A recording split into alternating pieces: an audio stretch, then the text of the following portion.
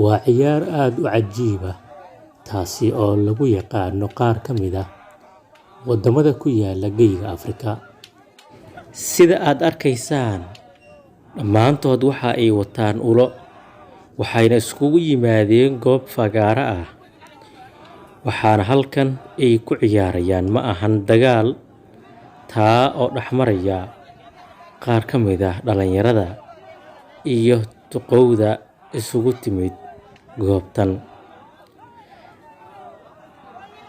Waxay u tahay caado dhaqameed oo marnaba aysan ka tanaasulayn dad badan oo ka mid ah dadyowga Afrikaanta ah kuwaasi oo aan ahayn Muslimiinta.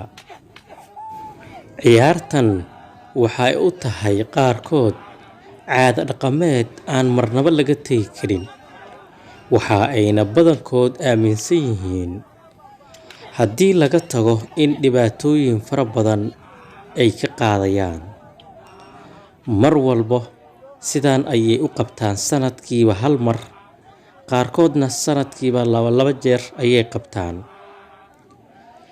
Inkastoo ay ku kala duwan yihiin ciyaaraha noocan oo kala ah, hase ahaatee waxa ay qaadanayaan ulal isku nooc ah, kuwa oo dhammaantood isla eg.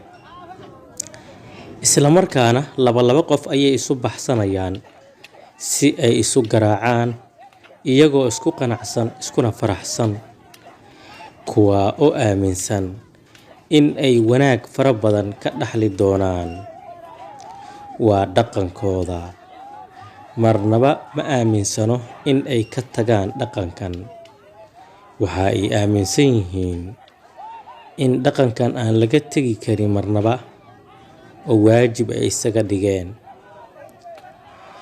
Dadkan oo ku dhaqan Afrika ayaa waxa ay qabtaan sanad walba xiliyadan oo kale in ay sameeyaan ciyaarahan, kuwa oo isugu soo baxaan goobaha noocan oo kala ah.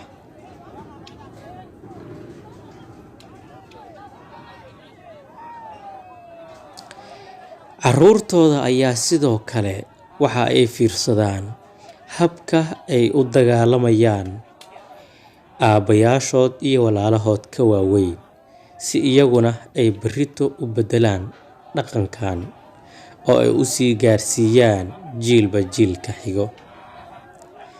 Sida aad arkaysaan, waa ciyaar aad ay u barteen marka la fiiriyo jawiga iyo nidaamka ay u dagaalamayaan, sababtoo ah ma jirto qof kale ku dhufanaya. Hase ahaatee waxa uu qof walba la haleelayaa bartilmaameedkii ama qofkii oo u waday usha.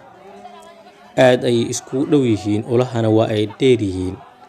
Sidaa oo ay tahay haddana ma jirto cid kale ku khaldamaysa, oo qof walba hadafkiisa oo keliya ayuu beegsanayaa. Sida aad arkaysaan, usha ayaa la isu dhufanayaa, kadibna markii hoosta la iska soo galana waa la joojinayaa usha.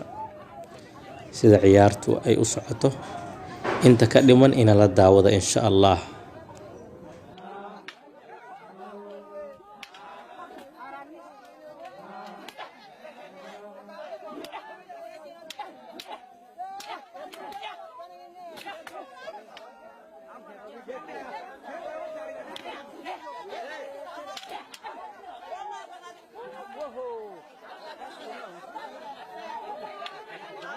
Sometimes be careful. Yeah.